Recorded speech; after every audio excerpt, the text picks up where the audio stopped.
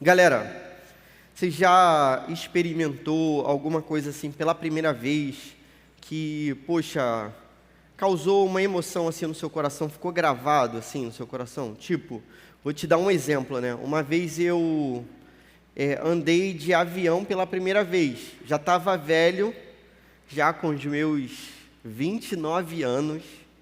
E com 29 anos, pela primeira vez eu andei de avião assim e tal. Pô, foi emocionante, meu amigo. Cara, foi maneiro pra caramba, porque não imaginava como seria, né? E aí, pô, na hora que o avião decola assim, toda aquela emoção, né? Parece uma Ferrari acelerando, assim. Nunca andei de Ferrari também não, beleza, galera? Então, na minha cabeça, né? Carro de Fórmula 1 acelerando assim, com tudo para poder decolar. Pô, na hora de pousar também, cara, foi muito doido. Eu fui para uma cidade, saí daqui do Rio de Janeiro para uma cidade que ventava muito. E naturalmente venta muito e tal.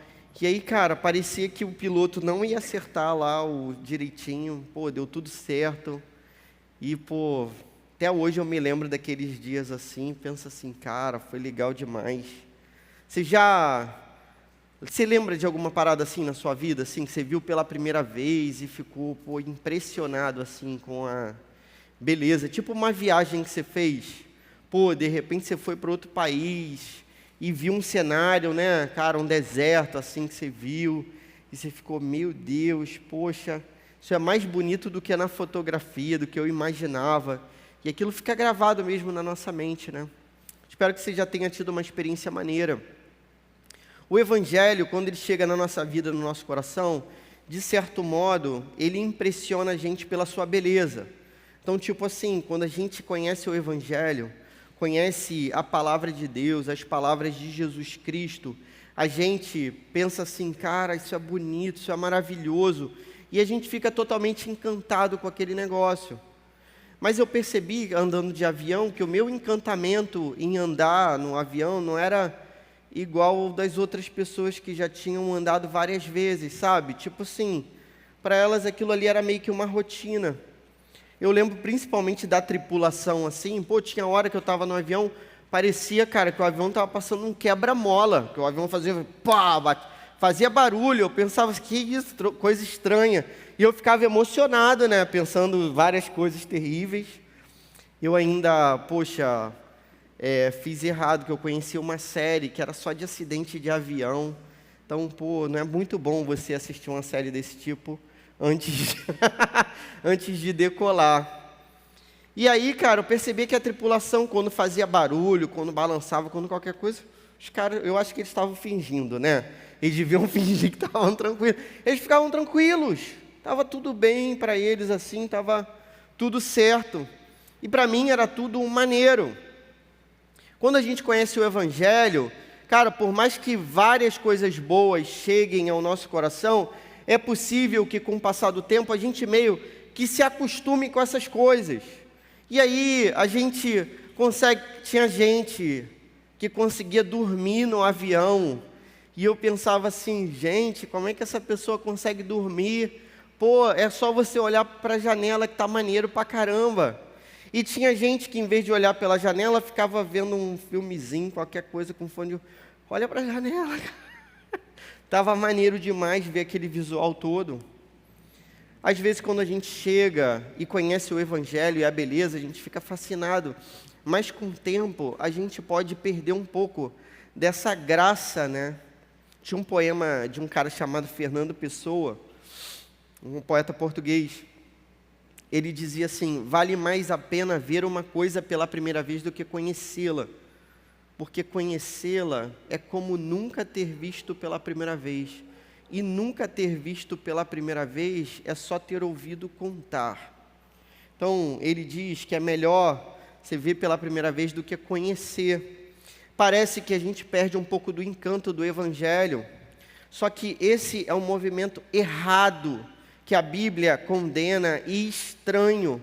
Porque, galera, eu gosto de reforçar essas paradas nas profissões de fé que a gente faz, nos batismos. Poxa, eu entendo quando alguém diz isso para preparar a pessoa. Ó, estou em outra cena agora, beleza, falei de avião, acabou, agora estou em outra parada. A gente está fazendo um batismo, ou a gente está fazendo esse momento em que a pessoa declara a sua fé pela primeira vez publicamente, entendendo aquilo que é a fé realmente em Jesus Cristo. Beleza? Já participou de uma parada dessa? Se não, você tem que participar, é maneiro demais. Tem sempre alguém, eu já fui essa pessoa, então por isso que eu posso falar, né? Tem um lugar de fala, beleza? O lugar de fala é meu, então, ó, se você se ofender, paciência, porque eu estou falando de mim, beleza? Tem sempre uma pessoa que fala assim, poxa, então, agora que você está aí, né, declarando a fé em Jesus, ó, se prepara, porque vai vir muita coisa ruim aí pela frente, não é isso? Você vai enfrentar batalhas e tal. Tem sempre a pessoa que fala isso. Eu já falei isso. Então estou me condenando aqui. Mas eu acho, cara, que ao mesmo tempo que a gente diz isso, o que a gente deve dizer é que, assim como a pessoa está naquele momento ali, um primeiro passo de fé que ela está dando na direção de Jesus, e ela viu uma parte da beleza de Jesus, há muito mais para se ver a partir de então. Então, queridos, é possível você crescer na fé, é possível você conhecer mais da beleza de Jesus, a ponto de ficar mais encantado ainda, mais fascinado ainda. É possível você ser cheio do Espírito Santo várias vezes na sua vida, você receber do Espírito Santo de Deus e contemplar essa beleza e ficar animadão, empolgadão, avivado, com o coração aquecido, pegando fogo. Isso é possível acontecer. Então, eu sei lá que me converti há 27 anos. Cara, é possível que hoje eu esteja mais aquecido do que no primeiro dia. É claro que vai ter batalha, isso está certo também, mas o que eu gosto de chamar atenção é para a beleza, para a bondade, para aquilo que vai fazer melhor e crescer. Assim como tem gente que anda de avião e boceja, a gente às vezes está diante do Evangelho, que é uma notícia maravilhosa, e a gente está com soninho, querendo tirar uma soneca, a gente está bocejando. Mas o Evangelho apresenta uma beleza que não se apaga, que não deixa de existir. Olha para o texto. Gálatas 1:8 diz o seguinte: mas ainda que nós, ou mesmo um anjo vindo do céu, pregue a vocês um evangelho diferente daquele que temos pregado, que seja anátema, aí é maldição essa palavra, beleza? Que seja maldição. Como já dissemos, verso 9, e agora repito, se alguém está pregando a vocês um evangelho diferente daquele que já receberam, que esse seja anátema, significa maldito, que essa pessoa seja amaldiçoada. Saca só, sabe o que está acontecendo aqui nesse texto? E esse texto é pesadão, esse texto é sinistrão. Paulo está amaldiçoando uma galera, e Paulo é crente, e Paulo tenta ser manso e humilde como Jesus. O que está acontecendo nesse texto é o seguinte: os Gálatas, a galera que recebeu o evangelho pregado por Paulo, quando Paulo foi pregar o evangelho nesse lugar aqui, ele foi apedrejado. Então, ele sobreviveu por um milagre. De algum modo, ele conseguiu sobreviver a um apedrejamento público. E ele prega o evangelho para essa galera crê num primeiro momento, mas num segundo momento vem um outro pessoal dizendo assim, ó, o evangelho que Paulo pregou para vocês é fácil demais. E esse evangelho, Paulo não pregou por completo, está faltando alguma coisa. A facilidade do evangelho que Paulo tinha pregado é o seguinte: é aquilo que a gente prega para vocês, queridos. Olha, o evangelho é a boa notícia. E a boa notícia é que a salvação pertence a Jesus Cristo somente. A salvação pertence a Cristo. E eu não posso fazer nada para que eu seja salvo. E isso é bom, porque eu não poderei fazer nada também para perder a salvação que não foi conquistada por mim, mas por Ele. Então, olha só, entenda de novo. Paulo está querendo dizer para essa galera aqui que o Evangelho é Cristo somente. O Evangelho, a boa notícia é essa. Galera, olha só.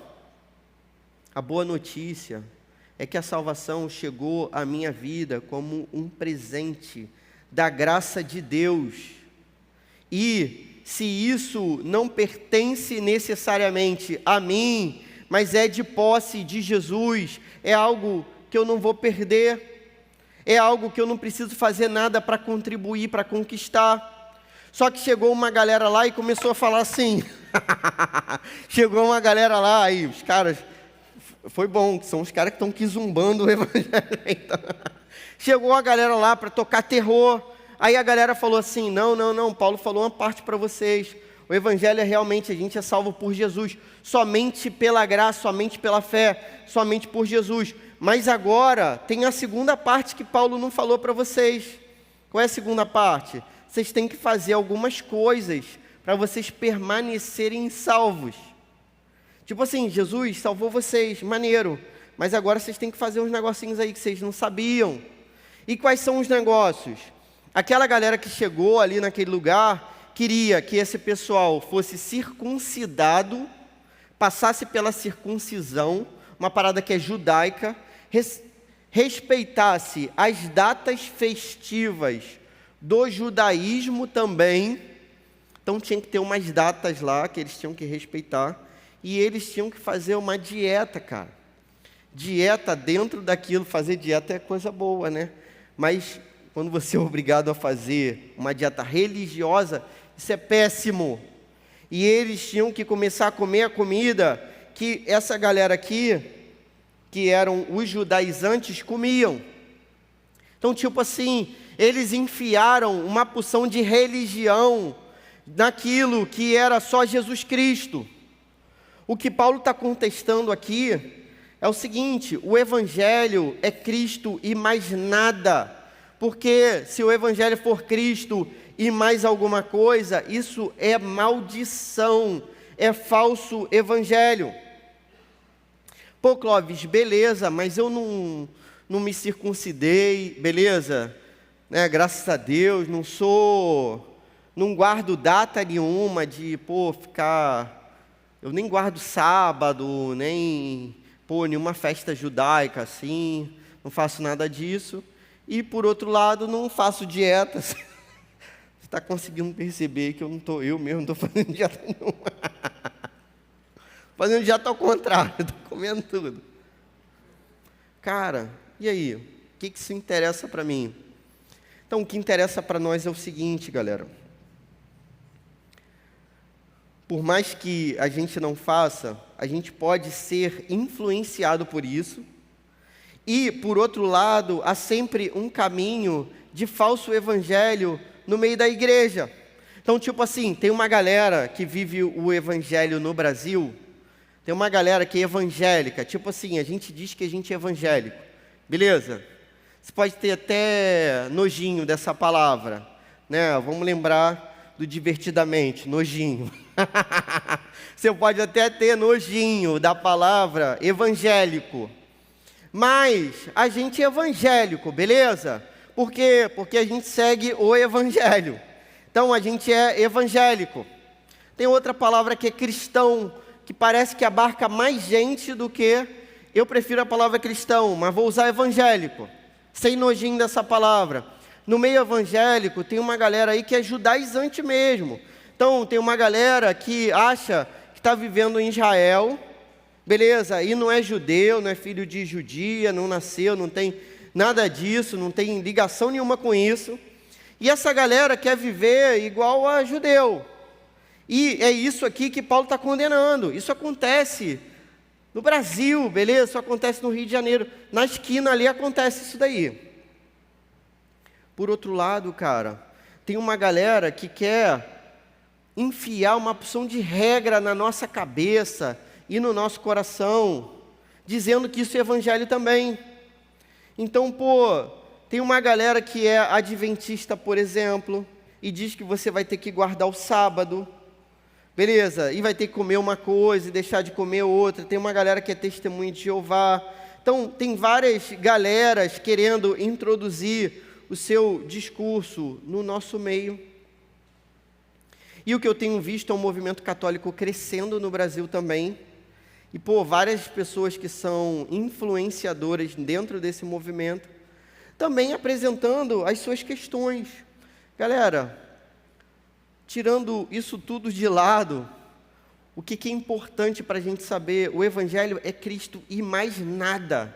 É isso que o apóstolo Paulo está defendendo aqui. O Evangelho é Cristo e mais nada. Mais nada.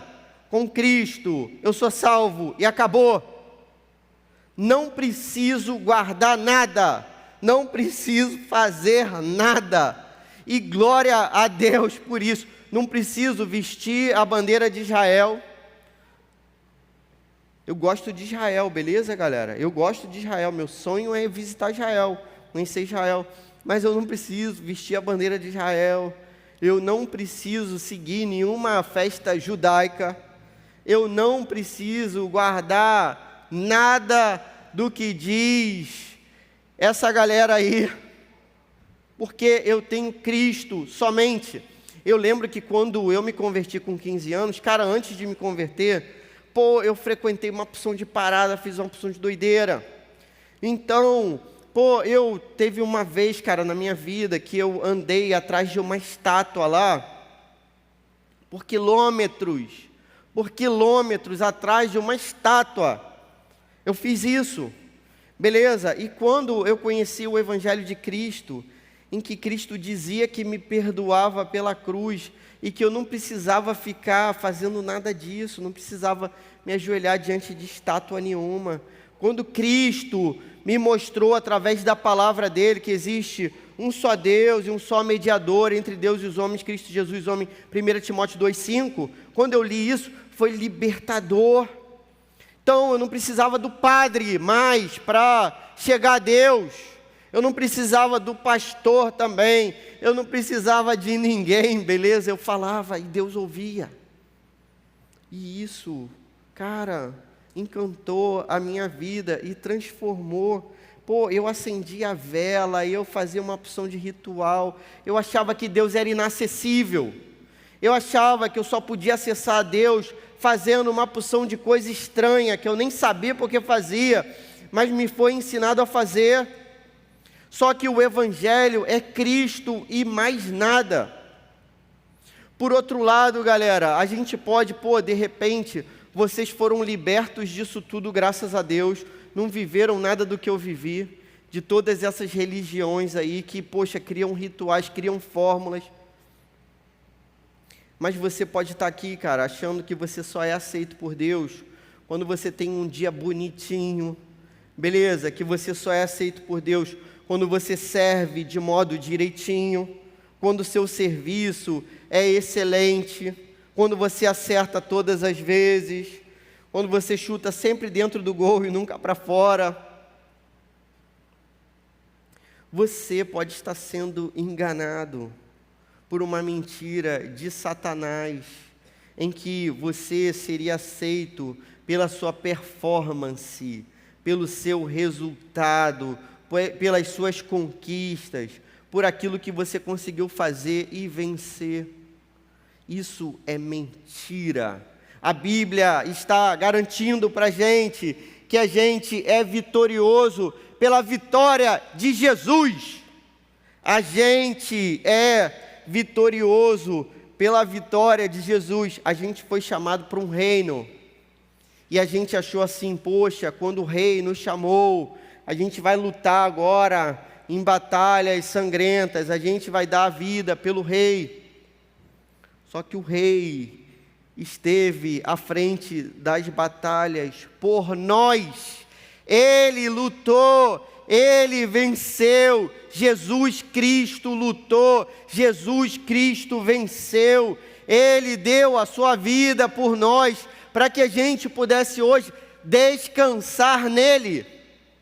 Então, meu amigo, não interessa se eu acertei todas as notas aqui na frente.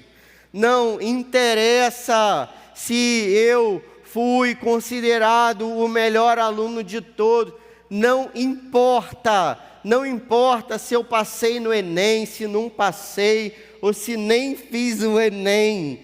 Não importa nada disso. O que importa é que Cristo morreu por mim e Ele garantiu sozinho a minha salvação. E eu não preciso de mais nada para ter acesso a Deus. E eu consigo falar com Deus agora diretamente. E nada me separa desse amor. E essa é a beleza do Evangelho. E é por isso que a gente está aqui nessa noite. Alguém tem coragem de dizer amém aí? Qual é a lição desse texto? Primeira lição: só existe um Evangelho. Queridos, a gente não precisa de estátua nenhuma, a gente não precisa de intercessão nenhuma, a gente não precisa guardar o sábado, a gente não precisa de nada disso. Só há um Evangelho. O Evangelho é Cristo. Cristo e mais alguma coisa, seja lá o que for, é falso evangelho. Cristo e mais obras para que eu seja salvo, é falso evangelho. Graças a Deus, aleluia por isso. Não preciso de Maria. Maria foi uma irmã nossa na fé. Maria adorava a Jesus Cristo. Maria disse que Jesus era o seu Salvador. Cântico de Maria lá, início do Evangelho de Lucas, você pode ler. Ela diz que Jesus é o Salvador da vida dela. Maria, nossa irmã, maravilhosa na fé. Ela está com Cristo hoje, assim como eu estarei. Ela está com Cristo por Cristo, assim como eu estarei com Cristo por Cristo daqui a pouco. É assim, queridos, e só assim. A segunda lição que esse texto traz para a gente: reconhecemos o verdadeiro Evangelho pela palavra de Deus. Então, olha só, qual é a saída que a gente tem para que a gente não se engane dentro do falso Evangelho? Qual é a saída que a gente tem para que a gente não se perca dentro daquilo que é bonito, mas que perde a sua graça? Beleza? Qual é a saída para isso tudo? É você estar sempre com a palavra de Deus no seu coração. É isso que Paulo está dizendo. Sabe o que Paulo está falando para esses caras? É o seguinte, olha só. Cara, se você lesse um dia o capítulo 1, capítulo 2 da carta aos Gálatas, é um negócio impressionante. Paulo se converte no caminho de Damasco. Ele fica 3 anos lendo a Bíblia sozinho. Ele fala que ele vai para a região da Arábia. A Arábia não tem nada a ver com árabe aqui. A Arábia é perto do Monte Sinai, então onde a lei foi dada. Então ele vai ler a lei onde a lei foi dada e ele entende que a lei é Jesus Cristo, tudo aponta para Jesus. Jesus é o cumprimento daquilo tudo. Aí ele volta, conversa com os apóstolos estão convencidos disso também. Ainda que um anjo apareça para você dizendo coisa diferente, é isso que ele está falando. Cara, o Evangelho é Cristo e nada mais. O Evangelho é somente Jesus Cristo. Por outro lado, tudo que não é Jesus Cristo não é o Evangelho. Saca só, tudo que não é Jesus não é o Evangelho, beleza? Tudo que não é Jesus não é o Evangelho. Então, o nosso serviço não é o Evangelho. Vou repetir, o nosso serviço não é o Evangelho, não é. Poxa, Clóvis, olha, eu sirvo em 3 times aqui do UP, 4, e toda semana eu estou servindo em um diferente, e eu não paro, e eu estou aí nessa correria, beleza, isso não é o Evangelho. O Evangelho, queridos, é Jesus Cristo. O Evangelho é conhecer Jesus. Entenda, você foi chamado para conhecer a Jesus Cristo. Foi para isso somente. Só para isso você foi chamado. Tudo mais é aparência. Tudo mais é tudo mais. O Evangelho é conhecer a Jesus. Entende? Você não foi chamado para frequentar uma célula, não foi chamado para isso. Você não foi chamado para estar aqui no UP. Você não foi chamado para servir num ministério. Você não foi chamado para isso. Você foi chamado para conhecer a Jesus Cristo. Pô, o que você está falando então? Que eu não vou à célula, que eu não venho ao UP, que eu não sirvo em nada? Não, não, não. Eu estou esclarecendo para você que, ainda que você faça isso tudo, mas que você não conheça, mas que você não se aproxime de Jesus, você está no caminho errado. Consegue entender? Você pode ser um líder aqui, nesse time aqui do UP, você pode ser um líder de uma parada que funciona e flui muito bem. O que você precisa é de Jesus Cristo. Você precisa que o seu coração seja alcançado por Jesus, seja somente dele. Isso você vai reconhecer, meu irmão e minha irmã, pela palavra de Deus. Cara, por exemplo, se você serve direto aqui, não tem tempo para parar e ouvir, está errado. Se você não tem tempo para sentar ali na reunião de oração com a gente e orar com a gente, pô, essa parada está errada. Por quê? Porque você está fazendo aquilo para o qual você não foi chamado a fazer. Você foi chamado para conhecer a Jesus Cristo. Enquanto a palavra for pregada aqui com fidelidade, você deve estar aqui. Quando não mais, você não deve estar também. Como é que você vai saber se o que eu estou pregando é algo fiel à palavra de Deus ou não? Você precisa conhecer a palavra de Deus. O crivo desse negócio, a balança dessa parada, o modo que a gente faz para medir, para identificar. É dessa maneira, você precisa conhecer a palavra de Deus. Conhecendo a palavra de Deus, você conhece a Jesus Cristo. E reconhecendo a Jesus Cristo, você consegue viver a vida plena para a qual Deus te chamou.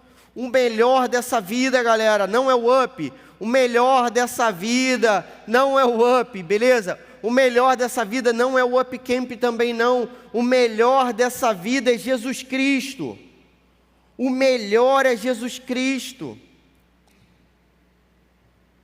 É possível que o UP te aproxime de Jesus? É possível. Mas o objetivo final tem que ser claro para a gente, galera. O objetivo final é Jesus.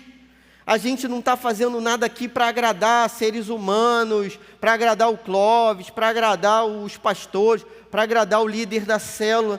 Não é nada disso. A gente está aqui por conta de Jesus. Se isso não for claro para a gente, em breve, se não já aconteceu, infelizmente, a gente vai dar passos para fora. Estando dentro, a gente vai estar distante, achando que está perto. Isso é muito pior. Lembra da parábola do filho pródigo? 2 filhos. Um achava que estava dentro, e esse foi o que resistiu até o final. O que se viu fora, rapidinho acertou a vida dele, que era claro para ele. Mas quem achava que estava dentro, pô, esse aí é o mais difícil de todos. É possível passar sexta após sexta, pregação após pregação, culto após culto, vigília após vigília, e seu coração está distante de Cristo. Seus pais podem achar que você é crente, sua família pode achar. O que interessa é Jesus. Quando Jesus olha para você, o que ele vê? Ele vê um coração sedento por Ele, ele vê um coração sincero diante dEle, alguém que gostaria de conhecê-lo a cada dia mais.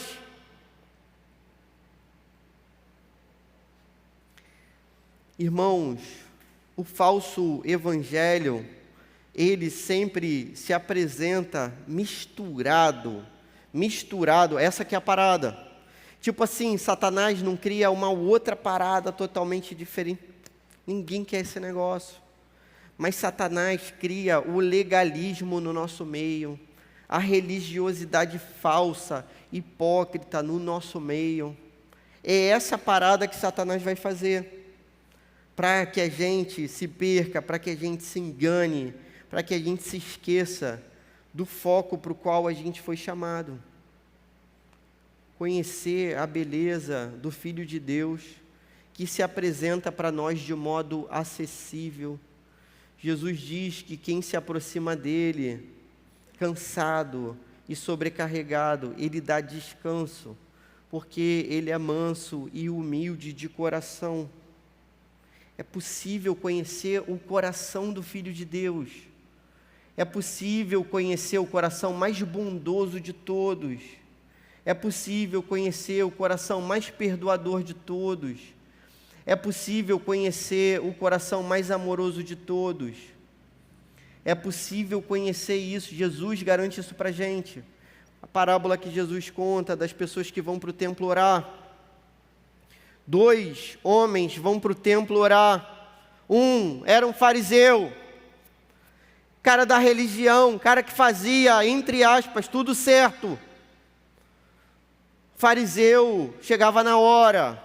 O fariseu participava de tudo que tinha que participar. O fariseu aparentemente fazia tudo direitinho. O fariseu chega no templo, olhando por cima dos outros, arrogante, diz: Senhor, obrigado que eu não sou igual aquele cara ali,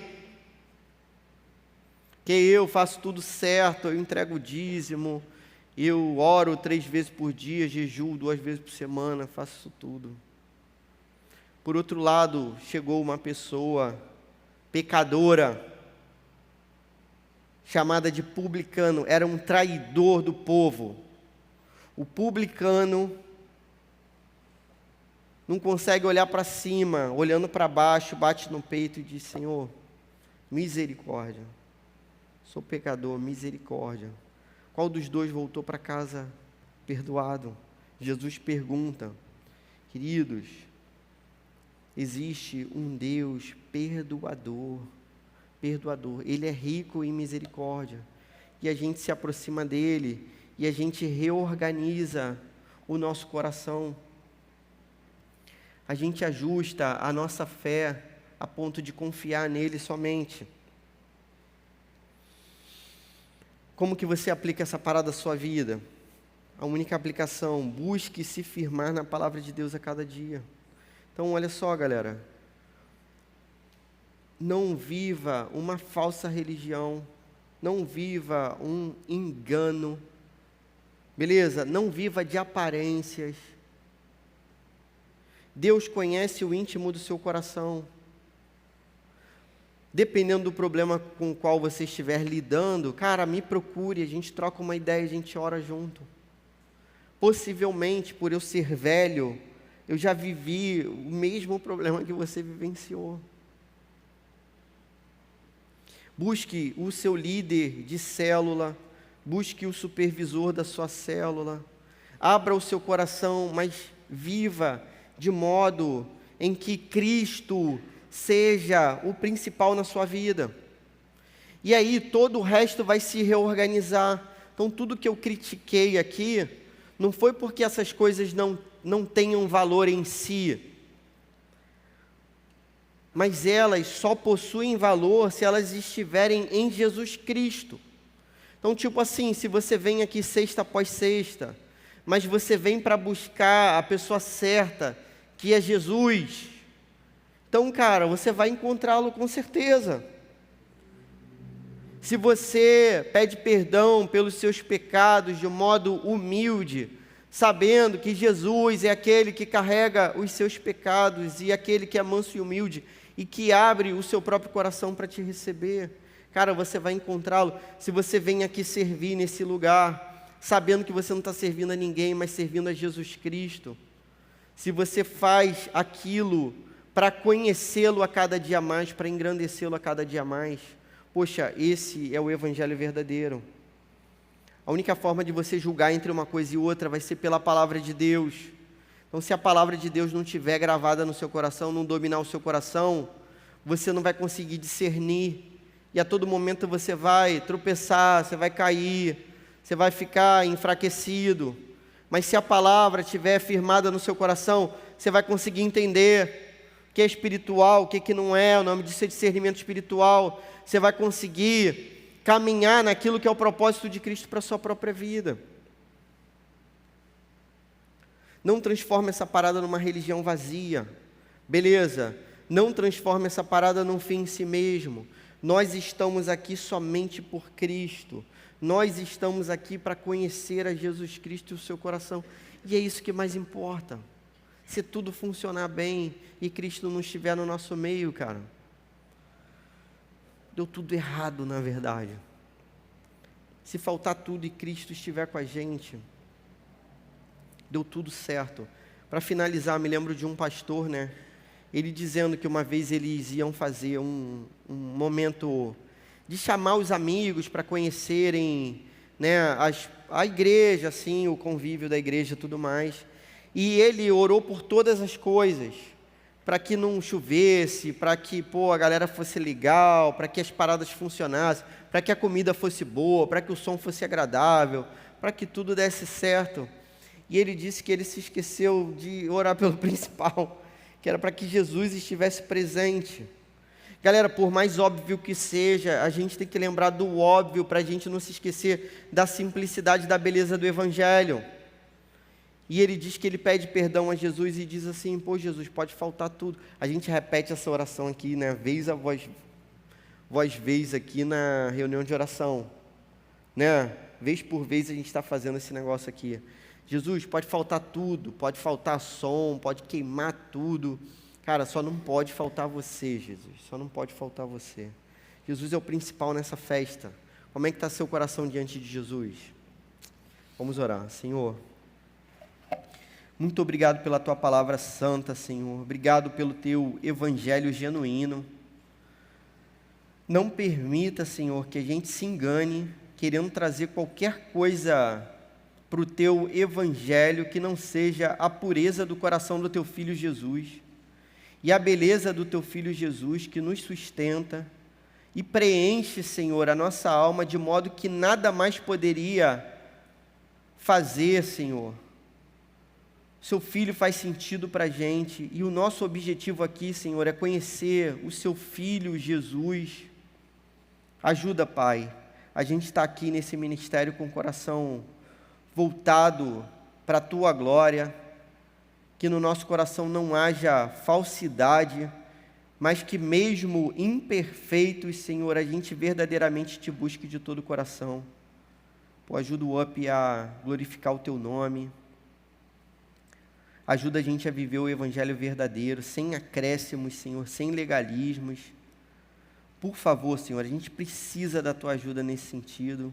Livra a gente da falsa religião, livra a gente da maldição, livra a gente do falso Evangelho. Faz assim, Senhor, por favor, no nome do Teu Filho. Amém.